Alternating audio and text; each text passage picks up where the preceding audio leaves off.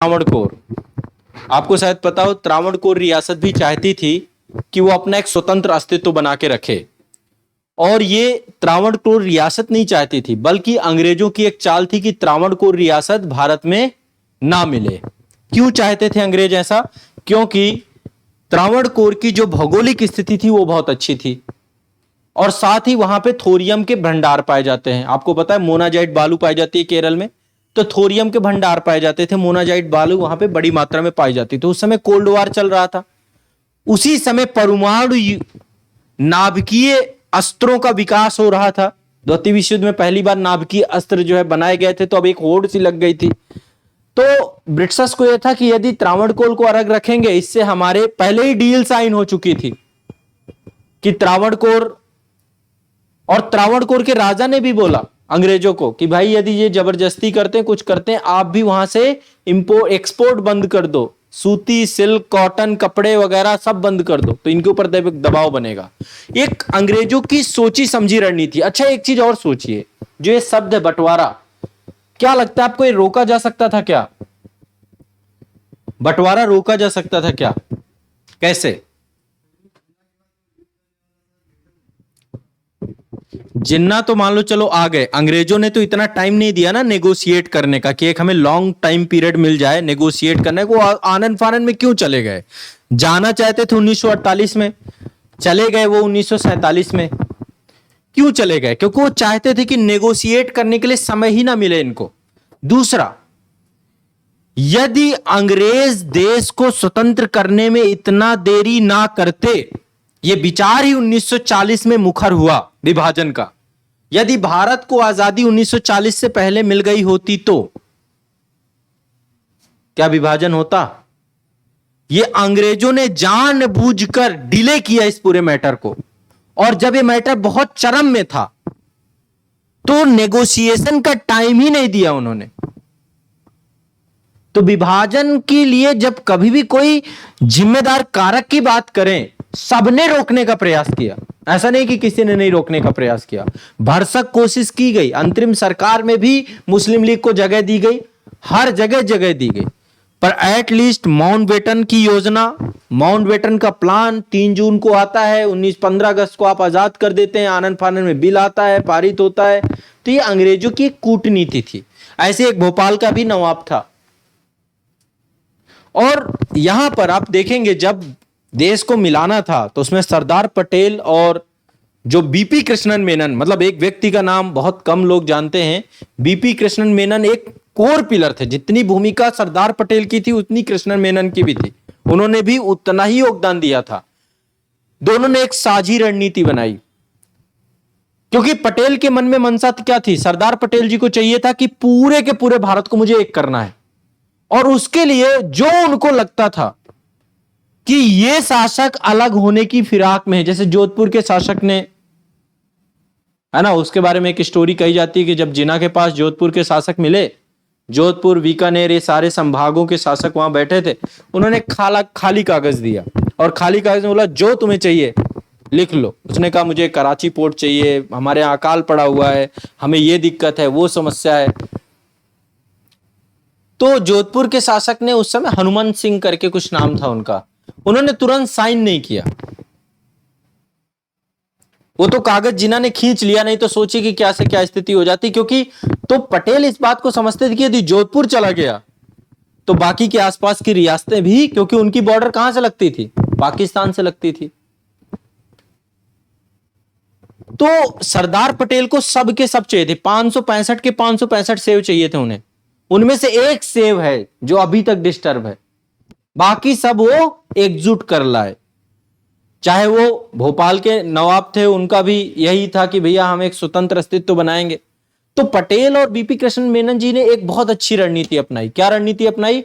कि जनता को शासक के खिलाफ कर देना, उनको लोकतंत्र की भावना बढ़ देना, ताकि उनको डेमोक्रेटिक सिस्टम समझ में आ जाए। एक तो राजा भी स्वप्न दिखा रहे थे कि हम तो स्वतंत्र देश बन जाएंगे, ये हो जाएगा, वो हो जाएगा। देखो जो विलय पत्र था उसमें साइन करने का सीधा सा मतलब इतना था कि आप कोई भी डिप्लोमेटिक रिलेशन अब इंटरनेशनल लेवल पे किसी भी कंट्री से नहीं रखोगे, वो सारा का सारा काम अब कांग्रेस करेगी या भारत सरकार करेगी, समझ रहे हैं। तो एटलीस्ट उस समय बहुत सारे शासकों की मंशा थी, चाहे वो जोधपुर रहा हो, चाहे वो त्रावणकोर रहा हो, चाहे वो भोपाल रहा हो, चाहे वो हैदराबाद रहा हो। हैदराबाद का निजाम बहुत अमीर व्यक्ति था, लेकिन वो एक नंबर का कंजूस भी था। ऐसा कहते हैं कि वो कोई अतिथि आता था ना तो कभी उसका स्वागत करता था, पहनता भी था पुराने कपड़े, उसके शौक भी बहुत पुरानी गाड़ियां चलाता था। बिल्कुल कोई ऐसा नहीं था कि बहुत विलासिता भरा जीवन जीता था, बट उसके दिमाग में एक सनक चढ़ गई थी। उसकी सनक सिर्फ एक ही थी कि कैसे भी करके मुझे एक स्वतंत्र राष्ट्र बनना है। तो पटेल साहब ने कहा ये तो जैसे पेट का कैंसर होता है ना, भारत के देखें तो भारत के मानचित्र में पेट वाली जगह में आएगा हैदराबाद। बोला पेट का कैंसर है और इसको ठीक नहीं किया ना तो पूरे शरीर को मार देगा ये। तो उसने कहा पहले तो मैं स्वतंत्र रहूंगा, बाद में उसने कहा मैं स्वतंत्र नहीं रहा, मान लो मैं स्वतंत्र नहीं रहता तो मैं पाकिस्तान में मिल जाऊंगा। और मैंने आपको बताया था वो रजाकार जो एक पूरा संगठन वहां पे बनाया गया, और रजाकार के बाद जो वहां की जनता है उसका दमन किया गया। फिर सरदार पटेल ने वही दिमाग लगाया, जनता को आक्रोशित करना, लोकतंत्र की भावना भर देना, रेफरेंडम करा देना।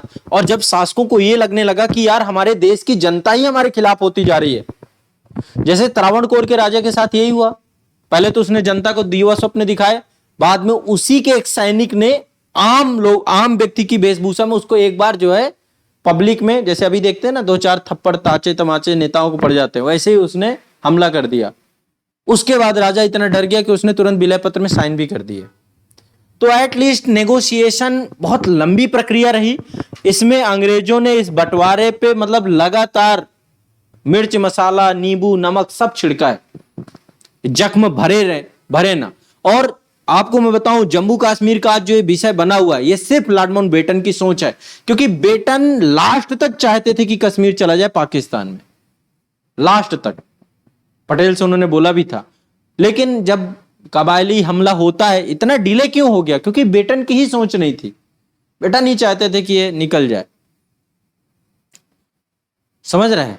बेटन के साथ था क्या कि एक ऐसा व्यक्ति था जो दूरदर्शी था, उसे ये लगता था कि जब इतिहास मेरा मूल्यांकन करेगा तो कहीं ऐसा मूल्यांकन ना करे कि मुझे एक विलेन के तौर पे दिखाया जाए, इसलिए वो बहुत डिप्लोमेटिक बंदा था। लॉर्ड वेबल इससे बेटर पर्सन था। लॉर्ड वेबल को कोई मतलब नहीं रहता था कि सामाजिक तौर पे उनकी क्या स्थिति हो रही है, वो इसीलिए वेबल प्लान भी लाया और इसके बाद उसको लगा कि ये नहीं मान रहा है तो उसका कैंसिल भी कर दिया। बट ये बहुत चतुर व्यक्ति था, यदि माउंटबेटन को देखें तो इसने चतुरतापूर्वक भारत को विभाजित भी कर दिया, इसने चतुरतापूर्वक अपने आप को अपने चेहरे को दिखाने का भी प्रयास किया। आप सोच भी नहीं सकते उस समय की कंडीशन है। कुरुक्षेत्र का मैदान जो आप जानते हैं ना, कुरुक्षेत्र में हजारों साल पहले महाभारत हुई थी, यही कुरुक्षेत्र का मैदान में बस्तियां बनाई गई थी। जब देश में लोग शरणार्थी शिविर बनाए गए थे कुरुक्षेत्र में, और उस समय जो लोग आते थे वहां से उनसे दावा पूछा जाता था कि अच्छा वहां पे कितनी जमीन थी, कितनी प्रॉपर्टी थी, तो लोग दावा करते थे कि मेरे पास इतना बीघा था, इतना एकड़ था। फिर उस दावे की पुष्टि की जाती थी, जो अधिकारी होते थे पूछते थे इसके गांव से कौन कौन है, जो इसके गांव में था तो 10, 15, 50 लोग मिल ही जाते थे, उनमें से कुछ पुष्टि भी कर देते थे। ऐसा नहीं कि सबको उतना भारत में अलॉट किया गया, सबको जमीन, एक तो जितने भी लोग आए थे, जितने भी शरणार्थी के तौर पे आए थे, सबको लगभग 4 हेक्टेयर जमीन सबको दी गई कि पाकिस्तान से भारत आए हैं तो इन सबको इतनी जमीन तो दी ही जाएगी। पर जिनकी जमीनें वहां बहुत ज्यादा थी, ऐसा कहा जाता है एक महिला की जमीन थी वहां पे 11,000 करोड़, जमींदार थी वहां की, जब यहां आई तो उसे केवल 800 एकड़ के आसपास दिया गया। 11,000 एकड़ थी, यहां पे 800 एकड़, समझो कितना नुकसान हुआ। बट एट लीस्ट वो समय ही ऐसा था, परिस्थिति ऐसी थी कि उसमें सही तरीके से वेरिफिकेशन नहीं हो सकते थे। तो आजादी की जो पूरी की पूरी कहानी है, इस कहानी को जब आप बहुत बारीकी से पढ़ेंगे, इसलिए मैंने आपको बोला कि एक बार आप गांधी के बाद भारत जरूर पढ़िए, क्योंकि उसके बाद जो भारत की उस समय रियल टाइम तस्वीर आपको दिखेगी कि कैसे गांधी जी की हत्या होती है, हत्या के पीछे का कारण समकालीन परिस्थितियां हैं। उस समय में जिस तरीके का माहौल बन चुका था पाकिस्तान के खिलाफ पूरे भारत में, और जिन्ना को एक कॉन्फिडेंस बहुत ज्यादा था, जिन्ना को यह लग रहा था कि मैं बड़ी संख्या तो अपने यहां ले आया मुसलमानों की, और उतनी संख्या भारत में छोड़ आया, जब हैदराबाद का मुद्दा उठा था तो जिन्ना ने एक धमकी दी थी कि यदि भारत सरकार ने कोई दबाव डालने की कोशिश की, जोर जबरदस्ती डालने की कोशिश की, तो मैं पूरे भारत में विरोध करा दूंगा, फिर से एक प्रत्यक्ष कार्रवाई दिवस होगा। क्योंकि उसे लगता था कि लेकिन भारतीय मुसलमान वो इंडिया के लिए रुके थे। यह चीज जिन्ना को नहीं पता था और यह चीज उससे साबित हो गई, बात में प्रमाणित हो गई कि भारत में जो लोग रुक गए हैं वो भारत से प्यार करते हैं, वो धर्म के आधार पे, धर्म के आंचल पे नहीं पड़े। तो तत्कालीन समय का जो पूरा सांचा ढांचा है, एक बार यदि आप उसको समझना चाहते हैं डिटेल से, तो एक बार गांधी के बाद भारत जरूर पढ़िए। पढ़ना शुरू किया, किसी ने पढ़ा है कि नहीं पढ़ा? आप उसे पढ़ेंगे तो आपको बहुत बारीकी से अपने देश के बारे में बहुत सारी घटनाओं का जिक्र मिलेगा। ठीक है।